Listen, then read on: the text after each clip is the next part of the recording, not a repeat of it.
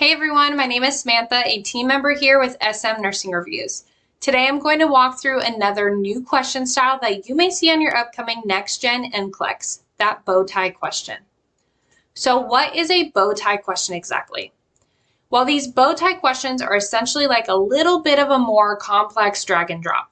There will be client information on the left and then a little diagram on the right that resembles a bow tie. Within the client information on the left, there may be multiple tabs to click through, so make sure you are looking closely and review all the information given. You may be asked to review through things like nurses' notes, vital signs, and test or lab results. Then you're going to see criteria to sort into categories. You'll be asked what condition you are thinking may be going on with this client, what 2 actions you should take, and what 2 things you should then be monitoring as the registered nurse. And these can really seem like some of the most complex questions you may encounter as you are really having to use your clinical judgment. But when you break it down step by step and go back to the basics, it can actually be pretty straightforward. For these questions, you definitely need some basic content knowledge. So if you feel like your content needs some brushing up, review our courses right alongside these questions. And just as important as that content is your anxiety management when you come across these tougher questions on the NCLEX.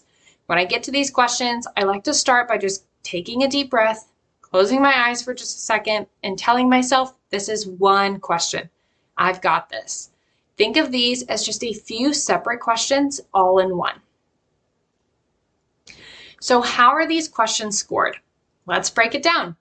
There are 5 possible points in these questions, 1 point for each of the 2 correct actions, 1 point for the correct condition identified, and 1 point for each of the 2 correct parameters to monitor. So essentially you get 1 point for each correct selection and 0 points for each incorrect selection. And remember here, this is where we really see the perks of the new NexGen NCLEX, partial credit. So you don't have to get this question 100% correct to get points on it. And that is huge, you all, so always give it your very best. Now, before we get into our practice question, let's walk through a method of approach for these questions. The first place I like to start is figuring out what condition we are thinking of. So we're going to start right there in the middle. What is the condition or complication this client is likely experiencing? Then once you figure that out, we are just going to go step by step into what we would do and how we would monitor. So if a client has XYZ condition, what are our priority nursing interventions? Go action by action and see what you think are appropriate interventions for the nurse to implement for that particular condition. Okay, so we have our most likely condition, we have our actions based on that condition, and now we have taken those actions. What do we need to monitor for? For example, maybe an 85-year-old client has a urinary tract infection. Let's say we've administered antibiotics and obtained a urine culture as our actions. What do we want to monitor now after administering those antibiotics and obtaining that urine culture? Well, let's think of infections here. Maybe we want to watch this client's temperature and look at their age. We might want to assess their neurologic status, as we know that infections in older adults can present differently and they may have confusion. Then when we are finished, we want to go ahead and reread it all from the beginning and make sure it makes sense. So let's jump into our bow tie practice question.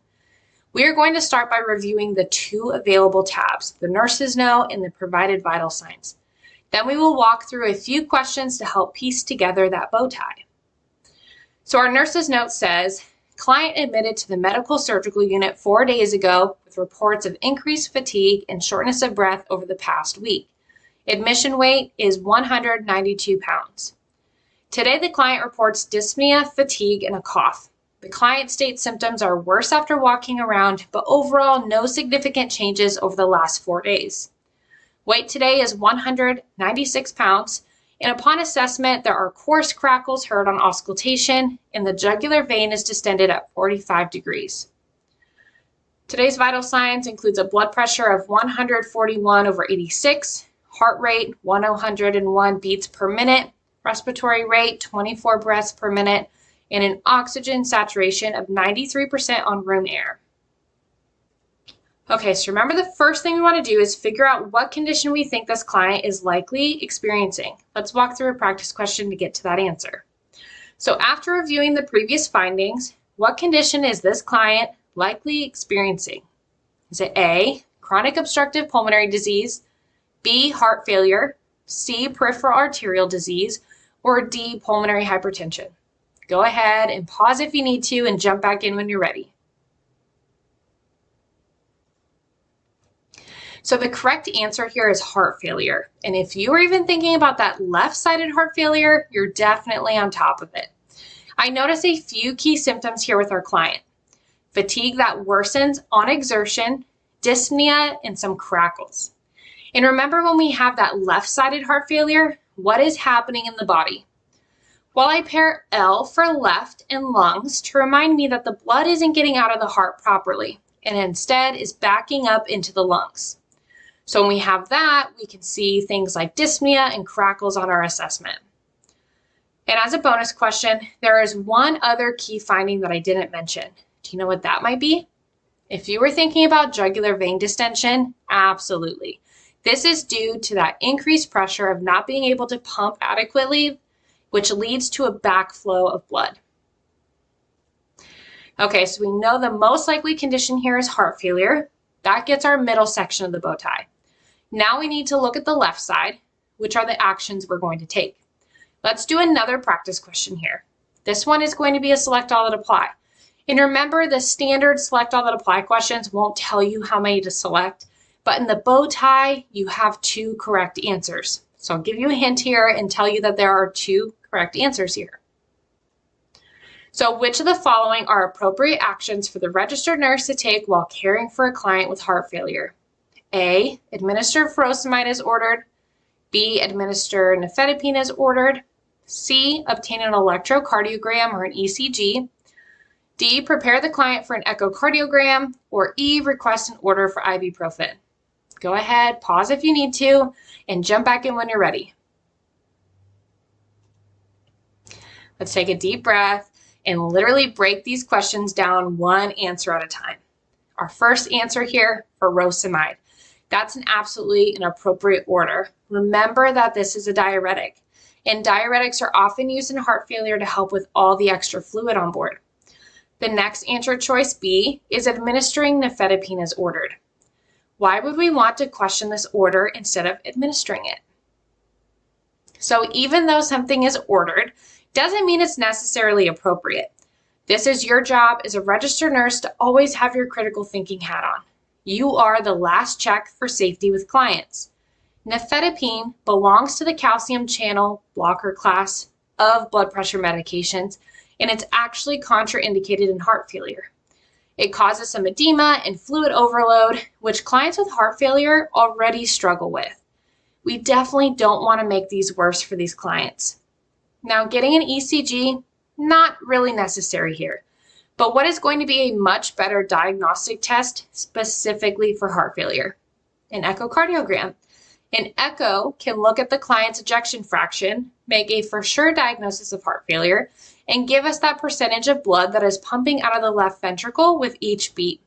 And then lastly, answer choice E, what do we know about NSAIDs like ibuprofen with heart failure? Definitely contraindicated as well, as they can also increase swelling and retention of fluid, so we don't want to request that. Let's move on to our final part of this bow tie. What parameters are we going to monitor? Again, think of this as a select all that apply question or a drag and drop question where you know there are only 2 correct answers. So which of the following are appropriate parameters to monitor for a client with heart failure? A, check the client's blood glucose level. B, check the client's blood pressure. C, measure the client's output only. D, monitor the client's weight daily. Or E, routinely draw a BUN and creatinine level. Go ahead and pause, and I'll come back here with you with the answer. You are all rocking this, and we are almost there. So correct answers here are going to be B, check the blood pressure, and D, monitor the client's weight daily. Do you remember why these are so important to monitor? Regular blood pressure monitoring can really help us assess their cardiac output and ensure they aren't getting too hypertensive. We could also see low blood pressure, which could be a red flag and indicate poor perfusion happening. And then those daily weights are also so important here. They give us a really good trend of fluid gain versus fluid loss. It also helps the client with something tangible that they can check to see if they're going into fluid volume overload. Monitoring I&O can be helpful while in the hospital, but measuring urine output only is not going to be as specific as their daily weights. And then routinely, monitoring blood glucose levels or kidney function is not indicated right now. All right, now time to tie it all together. So on this slide here, you can see how the bow tie format will really look. So remember, on the left, you have your nurse's note and vital signs. On the right will be your bow tie. And look at how each section is color-coded so you can only pick from the appropriate column of answers. To refresh, we start in the middle and get that condition down. Heart failure. Then look at the left side with the actions you want to take. Echocardiogram and furosemide. Then ask yourself, now what are we going to monitor? Blood pressure and daily weights. And now our final step in our approach, does it all make sense? I definitely think so. And if you find yourself struggling, use one of the tried and true test-taking strategies, process of elimination. That may get you all the way to the correct answer, but if not, it will get you a much higher chance. You've got this, friends. Deep breaths, one step at a time. You can absolutely do this. And make sure you tune into our next video as we continue breaking down these NexGen NCLEX style questions. Hit subscribe so you don't miss our latest videos, and I'll see you next time.